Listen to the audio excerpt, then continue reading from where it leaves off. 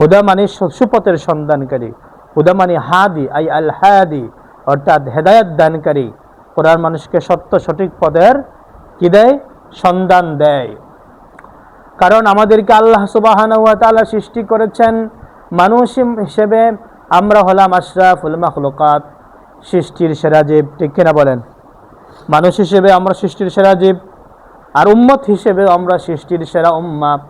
আল্লাহ তাআলা উম্মত হিসেবে আমাদেরকে সৃষ্টির সেরা বানিয়ে দিয়েছেন। মানুষ হিসেবে তো আমরা সৃষ্টির সেরা, আবার উম্মত হিসেবে সৃষ্টির সেরা, আবার আমরা শ্রেষ্ঠ সৃষ্টির সেরা একটা গ্রন্থ কোরআন আমরা পেয়েছি।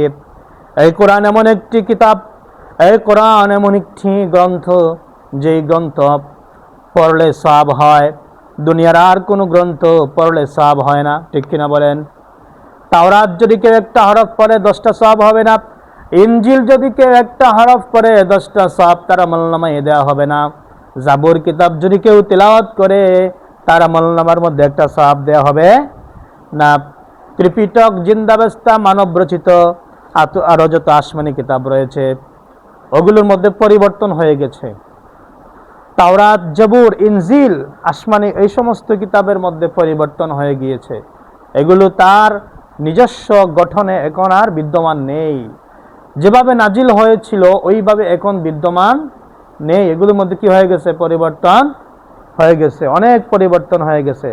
এই জন্য ওই সমস্ত গ্রন্থ বা ওই সমস্ত কিতাবের মধ্যে কখনোই আমরা আমাদের জীবনের সমস্যার সমাধান যদি আমরা খুঁজি, তাহলে আমরা জীবনের সমস্যার সমাধান খুঁজে পাবো না।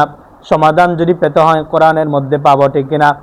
সমাধান চাও যদি জীবনে মরণে, ফিরে চাও খুঁজে নাও চোখ রাখো কোরআনে, ঠিক না বলেন?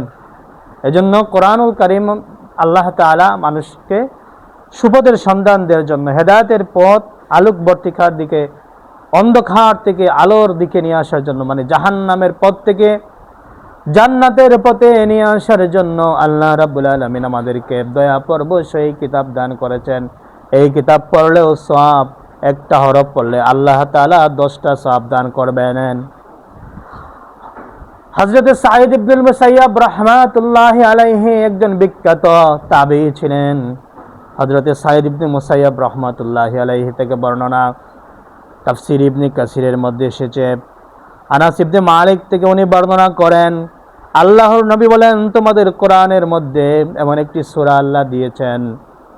আমাদের কোরআনে ছোট্ট একটা সূরা রয়েছে, ওই সূরা যদি কেউ 10 বার তেলাওয়াত করে জান্নাতের ভিতরে তাকে একটা রাজপ্রাসাদ দান করা হয়।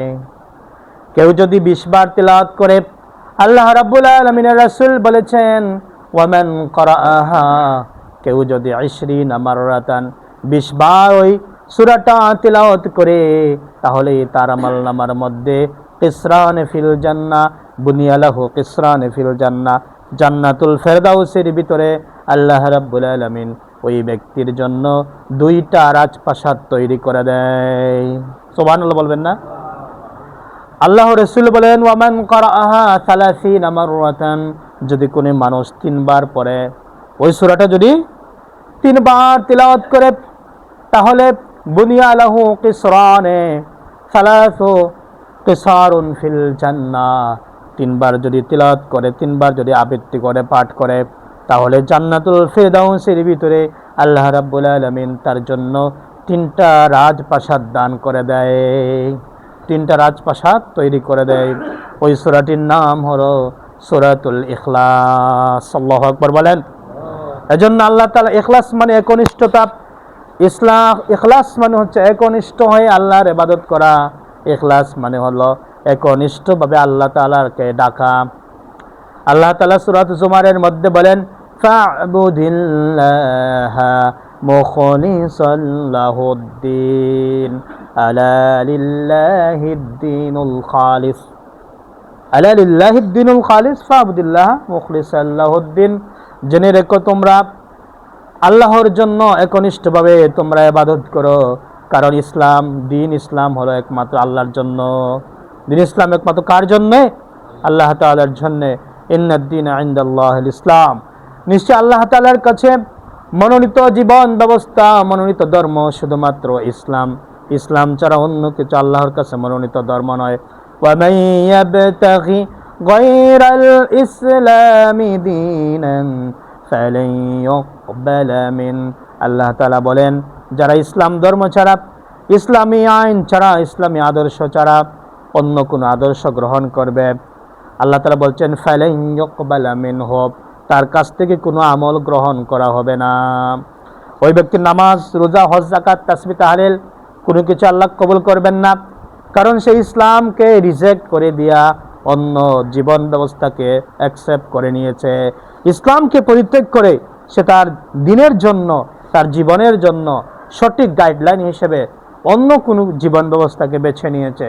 সে বেছে নিয়েছে পুঁজিবাদকে, সে বেছে নিয়েছে সমাজবাদকে, সে বেছে নিয়েছে মানবরচিত মতবাদকে, কমিউনিজমকে। কথা বলেন ঠিক কিনা? আমাদেরকে ইসলামের মতবাদের দিকে আসতে হবে। আমি কিছু ইসলাম মানবো আর কিছু ইসলাম মানবো না এমন হবে না। আমি যদি মেনে চলি তাহলে পরিপূর্ণভাবে মানতে হবে, পরিপূর্ণভাবে মানতে হবে। এজন্য আল্লাহ বলছেন আফাতুমিনুনা বিবাদিল কিতাবি ওয়া তাকফুরুনা বিবাদ। তোমরা কি কোরআনের কিছু মানো আর কিছু মানো না? যে ব্যক্তি কোরআনের কিছু আইন মানে, কিছু বিধানকে অস্বীকার করে, আর কিছু বিধানকে অস্বীকার করে, আর কিছু বিধানকে স্বীকার করে, সেজন্য আসলে কোরআনকেই অস্বীকার করে।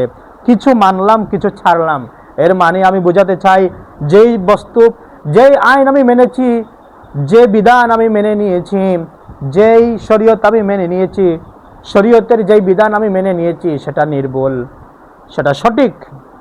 কোরআনের যে বিধান আমি মেনে নিয়েছি সেটা সঠিক, আর যেই বিধান আমি মেনে নেই নাই, কোরআনের যেই আইন আমি মেনে নিতে পারলাম না, মানতে পারলাম না, সেটা সঠিক না, সেটা মিথ্যা বা সেটা বেঠিক। কথা বলে নাউজুবিল্লাহ।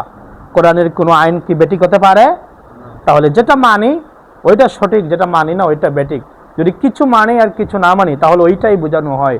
এজন্য মানতে হলে পরিপূর্ণভাবে মানতে হবে। আমার বন্ধুগণের জন্য আল্লাহ তাআলা কোরআনুল কারীমের শুরুতে বলেছেন যালিকাল কিতাবু লা রাইবা ফি। এই কোরআন এমন একটি কিতাব, এই কিতাবের মধ্যে কোনো সন্দেহ নাই, কোনো সংশয় নাই। তোমরা যদি কোরআন